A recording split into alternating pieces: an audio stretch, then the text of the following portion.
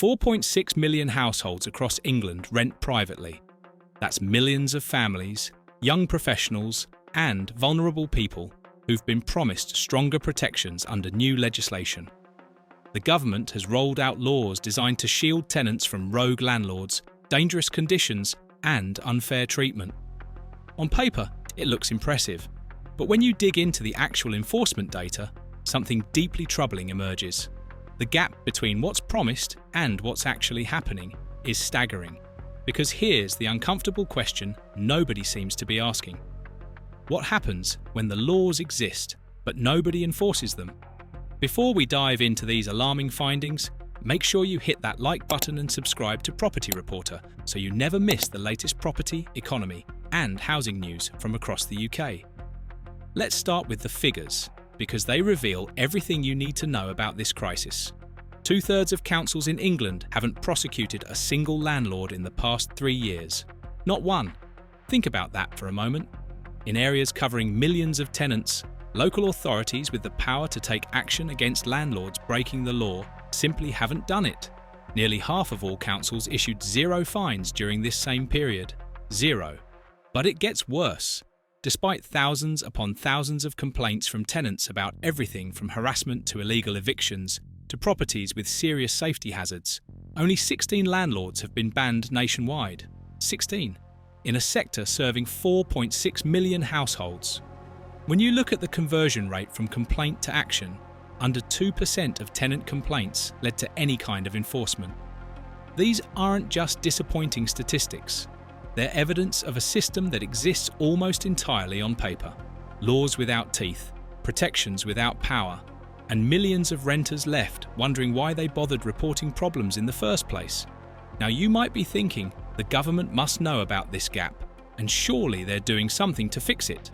Well, they are, at least on paper. The Renters' Rights Act promises transformational change starting in May 2026. No fault evictions, the notorious Section 21, notices that let landlords kick tenants out for any reason, with just 2 months' warning, will be banned completely. A new rental ombudsman is being established to oversee the entire sector and handle disputes. The legislation is specifically designed to rebalance the power dynamic between landlords and tenants, shifting protections toward the people who've had the least leverage. Ministers have positioned this as a landmark moment in housing policy. It sounds brilliant, genuinely progressive, except there's one glaring problem. The enforcement mechanisms that already exist have failed spectacularly. So why should anyone believe new laws will be different when councils can't even enforce the current ones? That's the question hanging over this entire reform package. So what's actually happening when tenants file complaints? The reality on the ground is bleak. Tenants are reporting genuine problems. Harassment from landlords demanding illegal fees or threatening eviction. Dangerous living conditions with broken heating, mould, faulty electrics, and structural issues. Illegal evictions where landlords change locks or force people out without proper notice. These aren't trivial complaints. These are serious violations that affect people's safety and well-being. Yet these reports are going nowhere. Councils are citing lack of resources and insufficient staffing as reasons they can't investigate. Some local authorities are openly treating landlord enforcement as a low priority compared to other housing issues. The gap between what tenants report and what councils actually investigate is massive. And here's the kicker. Where you live determines whether you get any help at all. It's a rogue landlord lottery based entirely on your postcode. In some areas, councils take enforcement seriously and pursue bad landlords aggressively. In others, you could report the worst violations imaginable and hear nothing back. The inconsistency is absurd, but it's about to get more troubling when you understand why this is happening. The root cause isn't laziness or indifference from council workers. It's a funding crisis that's been building for over a decade. Local authority housing teams have been gutted by budget cuts. The staff who once had the time and expertise to investigate landlord complaints are either gone or overwhelmed. The legal processes involved in prosecuting landlords are complex and require specialist knowledge that many councils no longer have in-house. When they do try to take action, they face the prospect of lengthy court battles with landlords who can afford experienced legal teams. Many councils simply don't have the resources to fight these cases. Here's an astonishing fact. Some councils have processed 0 banning orders despite having the power to do so since 2016. That's 8 years of having the authority to ban the worst landlords from operating, and they've used it precisely never. Meanwhile, resources that might have gone toward enforcement are being redirected to deal with the homelessness crisis. Councils are stuck in reactive mode, dealing with people who've already lost their homes rather than preventing the problems that lead to homelessness in the first place. It's a vicious cycle, and tenants are paying the price. But there's another side to this story that often gets overlooked. Legitimate landlords, the ones who maintain their properties properly and treat tenants fairly, are watching all this unfold with growing concern. They're facing increased scrutiny and mounting compliance costs. Every new regulation adds administrative burden and expense. For small-scale landlords who own 1 or 2 properties, often as pension investments, it's becoming unsustainable. Many are selling up and exiting the market entirely. Professional landlord associations argue that enforcement efforts, when they do happen, target the wrong people. The landlords who register properly and follow the rules are easy to find and regulate. Meanwhile, the actual rogue operators, the ones causing real harm, fly under the radar and avoid consequences. Property owners are worried about the future regulatory burden. The concern isn't just about current rules, but about what's coming next. And this raises a genuinely difficult question. Will the new rules drive out responsible landlords while the rogues continue operating unchecked? If enforcement remains as weak as it is now, that's exactly what could happen. The market could end up with fewer good landlords and the same number of bad ones, making the situation worse for tenants, not better. Then there's the wild card that could change everything or change nothing at all, the new rental ombudsman that's being introduced alongside the other reforms. In theory, this ombudsman will handle disputes between landlords and tenants and have the power to impose penalties. It's meant to provide an accessible route for tenants to get problems resolved without needing to navigate complex legal processes or rely on overstretched councils. The ombudsman model works well in some sectors.